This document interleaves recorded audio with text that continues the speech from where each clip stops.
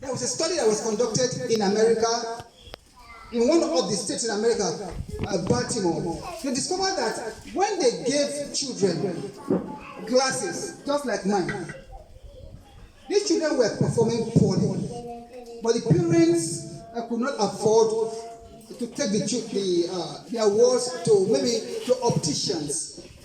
But there was a foundation that came in and decided to really help these children. And the result was that when they provided these children with glasses, their academic performances improved.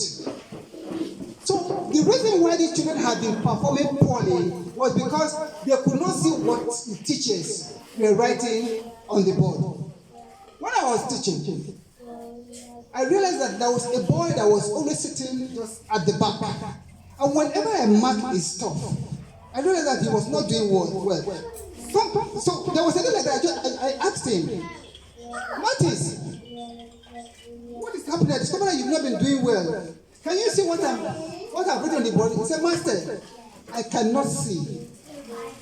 And this guy has been performing poorly just because teachers have been ignorant, they've been writing, and whatever they've written, he has not been seeing those things. And that led to what? To his poor academic performance. So it is important that parents and the school authorities also, one of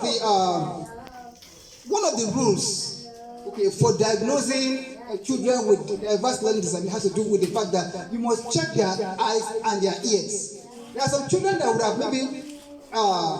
maybe caused some kind of lesion to their ears. And whatever the teacher is actually saying, there might not be. This thing might actually impair their hearing abilities.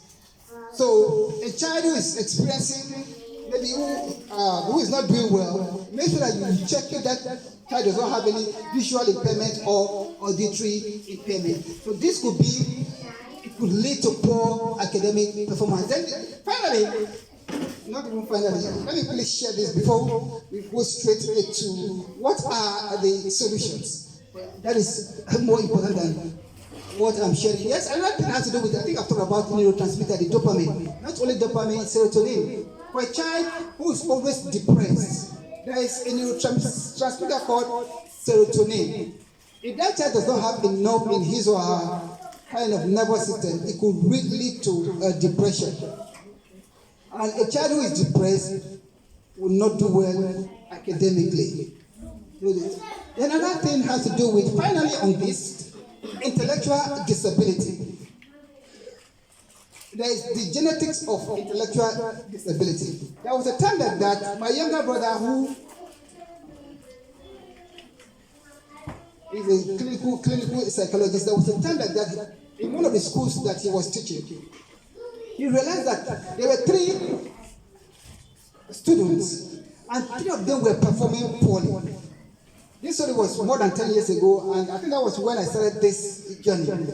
I've shared some things with him. So when he got to school, so he advised the principal to invite the parents of these children who were doing poorly academically. My brother said as soon as the parents came and they uttered the first word, he knew that the reason for their poor academic performances, the reason is not related to the children, but it is from their parents. That it is kind of an inherited disability. That the parents are not educated, they've not been exposed to